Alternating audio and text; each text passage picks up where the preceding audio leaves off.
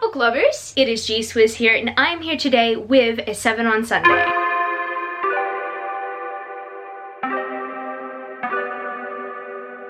If you didn't know, 7 on Sunday is hosted by me. I will link the Goodreads page down in the description where you can check out our future topics. We should be having our next month's topics roll out as this video is going on right now. Stay tuned for those, and if you want to participate.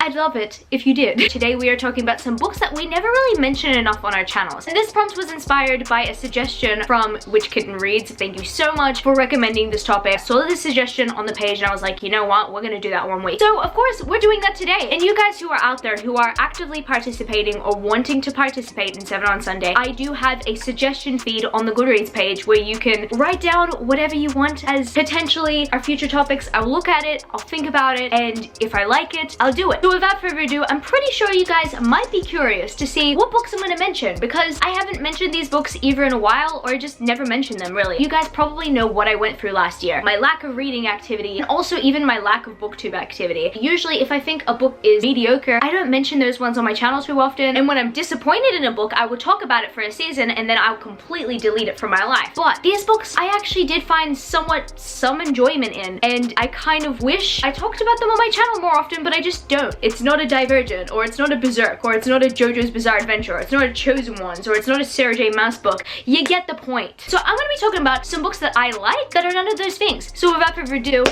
let's get on to the list. The very first book I'm gonna bring up here is Sabriel by Garth Nix. This book came out the year I was born. You know what? It aged pretty well, because reading it, I kind of couldn't tell. Like, it kind of just felt like any kind of high fantasy out there. It was just really good, really easy to understand. I love Sabriel as a character, and I love Mogget, the cat who is on the spine. I think the reason why I haven't read the full series yet is because the next books in the series do not follow Sabriel. I'm pretty sure, I'm gonna sneeze.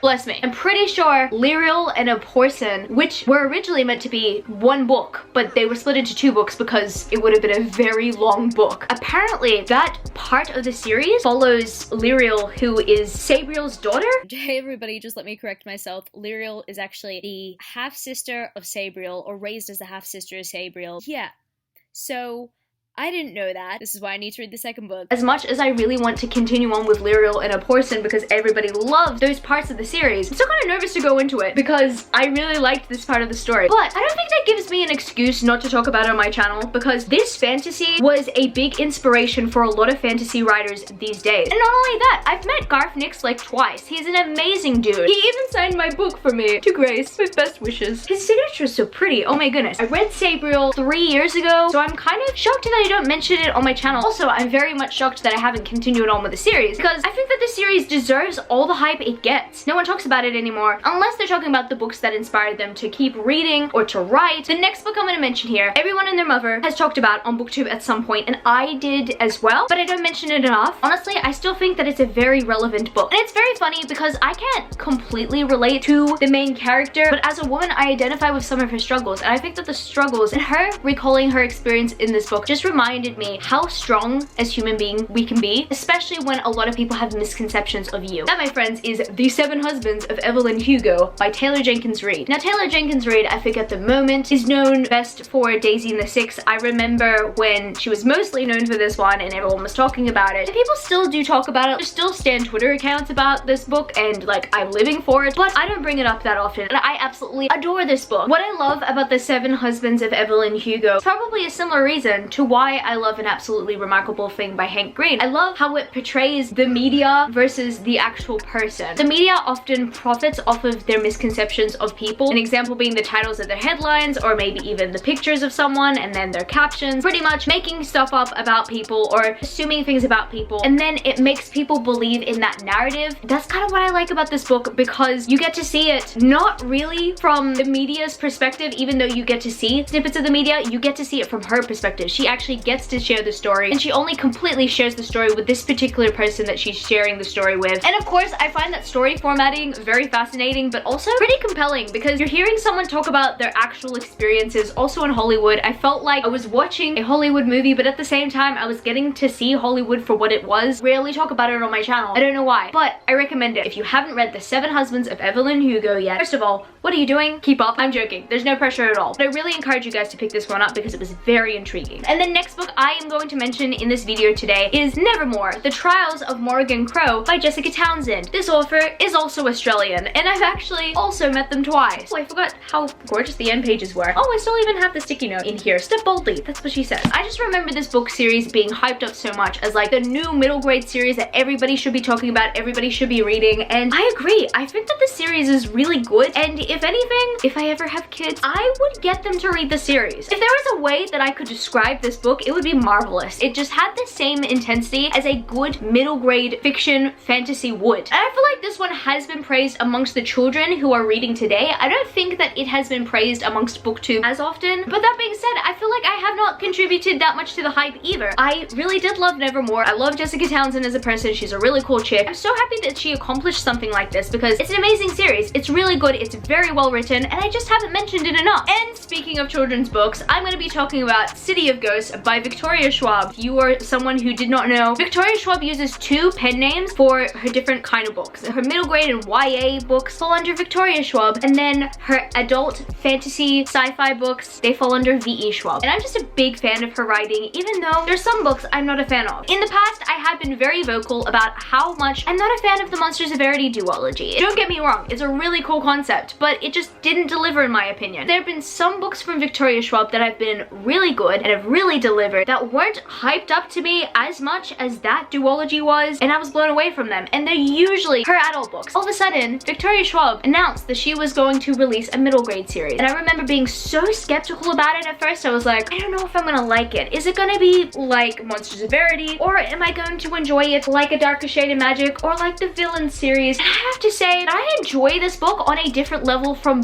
both of those series. This is on a completely different part of the scale. I can't say that this is my favorite book from Victoria Schwab, but dare I say it, it was a lot more intriguing than the Monsters of Verity duology. I know a lot of you guys will fight me on that, but that's where I stand. That's the hill I die on. City of Ghosts was really good. It was very intriguing, and I literally read it in one sitting. I don't talk about it enough. I want you guys to know that this is a never middle grade series that I highly recommend. It was just so fun. It was quirky. And also, once again, it just proved that Victoria Schwab is an amazing writer, and she's one of my favorites. And the next series I'm going to mention on here is very funny because I remember everyone talking about this on BookTube ages ago. No one does anymore. And I do feel like BookTube does go through those highs and lows, you know, those waves. Something's hyped, and then all of a sudden 2 years later, everyone's forgotten about it. And that's what I've noticed about this series, and I realized that I've been doing the exact same thing. The series I'm going to be talking about right now is the Sleeping Giants trilogy. Hopefully it's called that. It's probably called something else and I just didn't remember. By Sylvain Neuvel. Now, it's not a proper BookTube video if you don't show the undercover of this edition because like, that is just gorgeous. I just love this so much. Like I said, everybody was talking about it back in the day, and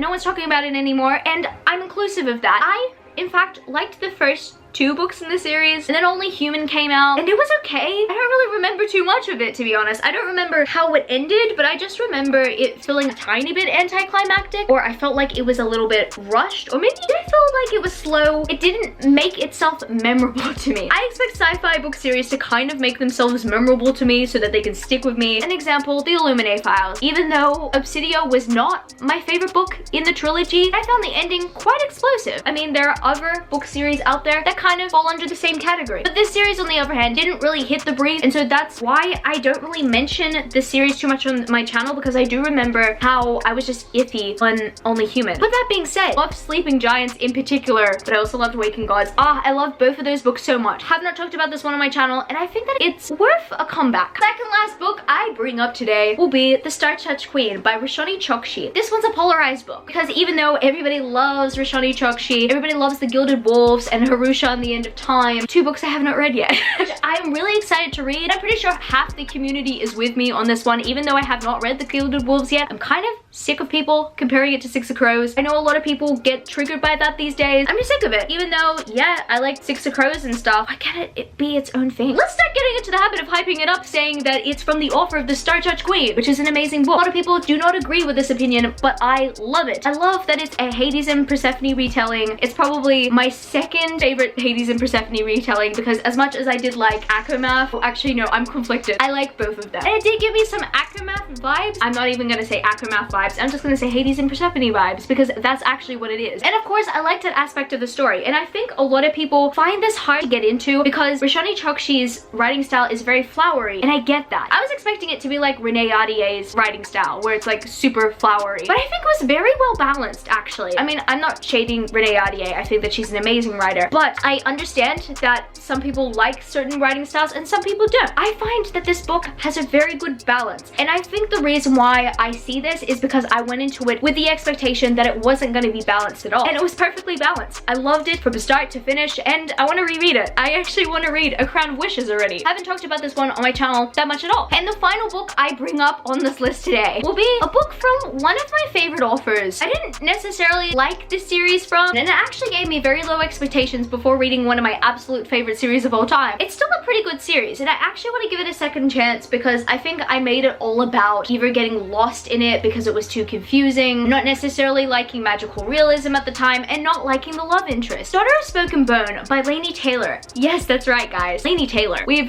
talked about her many times on this channel because if you don't know, we stand Stranger Dreamer here, but we don't talk about this one that much. And the reason why we don't talk about this one that much is pretty much the reasons I mentioned. I'm not really a fan of those aspects of the story, to be honest. But do I think that I should give this book series a second chance? Absolutely. I look forward to the day where I decide to sit down, I decide to power through the Daughter of Smoke and Bone trilogy. Because one thing I do remember is that I love Karu. She's an amazing protagonist and she is so good. I didn't really like Akiva. I don't know, maybe it was just because I was so over like brooding bad boys in fiction at that time. Now, you know, I think that my love interests are pretty balanced at the moment. When I started reading YA fiction, I hated those kind of people so much. For example, I could not stand Jace Wayland because of that. And now when I really think about it, I do like Clary and Jace as a couple, even though he comes off with a rough persona, he has feelings too. I didn't see the same with Akiva, unfortunately, or I just don't even remember that. And I made it so big in my head that a big reason why I didn't like the series is because I didn't like Akiva that much. But also,